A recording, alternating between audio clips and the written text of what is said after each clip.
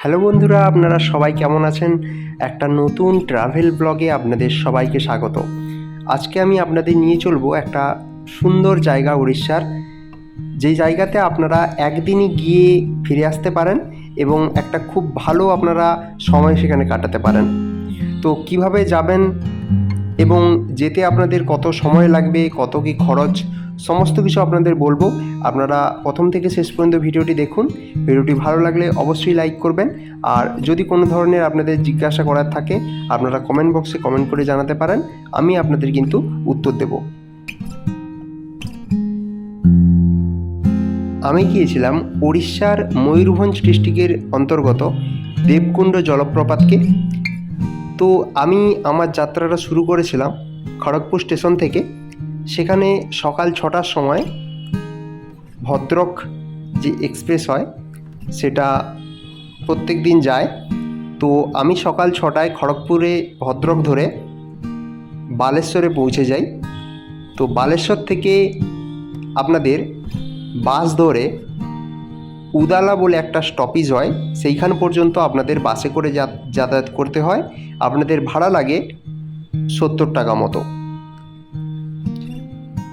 এরপর আপনাদের উদালা বাসস্ট্যান্ড থেকে অটো পাওয়া যায়, আপনাদের অটো রিজার্ভ করে নিতে হয়। সেখানে আপনারা বার্গেনিং করে 500-600 টাকায় আপনারা একটা অটো রিজার্ভ করতে পারেন। সেই অটো আপনাদের নিয়ে যাবে এবং দাঁড়াবে, আবার আপনারা ঘুরে ফিরে এলে আপনাদের ওখান থেকে নিয়ে আসবে। তো আপনারা অটো করে চলে যাবেন উদালা বাস স্টপ এবং সেখান থেকে আপনাদের ট্রেকিংটা শুরু হবে। আপনারা পায়ে হেঁটে 5 কিলোমিটার রাস্তা রয়েছে, সেই রাস্তা আপনারা এই জলপ্রপাত পর্যন্ত উঠতে পারেন। এছাড়াও ওখান থেকে আপনাদের মোটর বাইকের ব্যবস্থা করা আছে, সেখানে আপনারা ভাড়া করে আপনারা উপরে যেতে পারেন।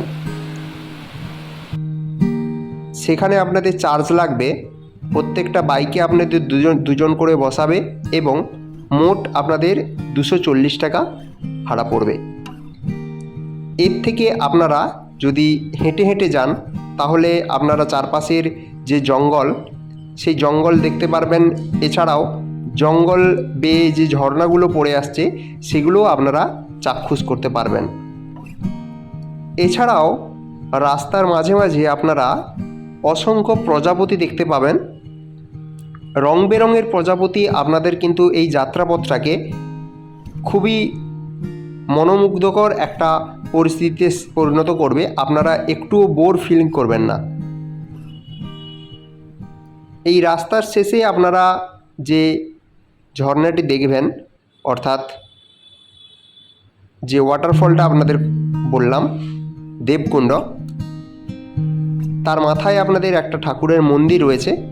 আপনারা সেখানে সিঁড়ি দিয়ে গিয়ে পুজো দিতে পারেন।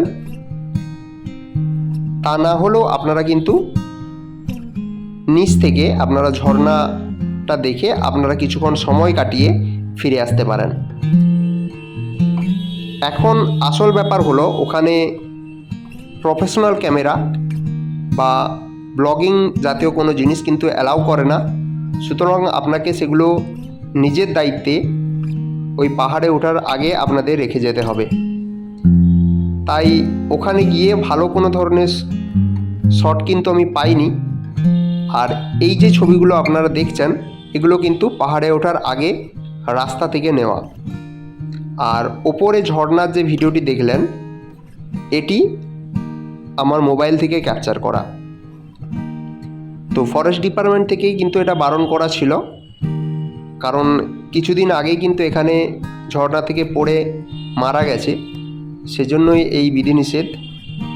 তো আপনারা কিছুটা সময় ওখানে কাটিয়ে আবার আপনাদের যে বাইক ভাড়া করে আপনারা গিয়েছিলেন বা যারা হেঁটে গিয়েছিলেন তারা কিন্তু নিচ পর্যন্ত আসবেন এবং ওখান থেকে আপনাদের রিজার্ভ করা অটোতে করে উদালা বাসস্ট্যান্ড চলে যাবেন। সেই উদালা বাসস্ট্যান্ড থেকে আবার আপনাদের বালেশ্বরগামী যে বাসগুলো থাকে সেই বাসে করে আপনারা বালেশ্বর স্টেশনে চলে আসবেন এবং বালেশ্বর স্টেশন থেকে আপনারা আবার ট্রেন ধরে আপনাদের যে নির্দিষ্ট গন্তব্যস্থল সেখানে আপনারা চলে যাবেন। আপনারা যদি হাওড়া থেকে আসেন তাহলে হাওড়া বা খড়গপুর পর্যন্ত যাবেন, ওখান থেকে ব্রেক জার্নি করে হাওড়া পর্যন্ত যাবেন। আমি যেহেতু খড়গপুর থেকে গিয়েছিলাম তাই আমি খড়গপুর পর্যন্ত এসে আমার জার্নিটি আমি শেষ করেছি। তো আমি কিছু ছবি আপনাদের সাথে শেয়ার করলাম এবং আমার পুরো যাত্রাপথের বিবরণ দিলাম। আপনাদের যদি কোনো ধরনের হেল্প হয় তাহলে অবশ্যই আমি নিজেকে লাকি মনে করব।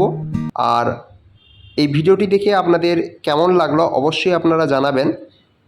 আমি এই ধরনের কিন্তু ফটোগ্রাফি এবং ট্রাভেল রিলেটেড ভিডিও এখানে আপলোড করি এবং আমি চাই যে পাবলিক ট্রান্সপোর্টে আপনাদের বিভিন্ন জায়গা ঘুরে দেখানোর। তো দেখা হবে নতুন একটা ভিডিওতে। ধন্যবাদ সবাইকে।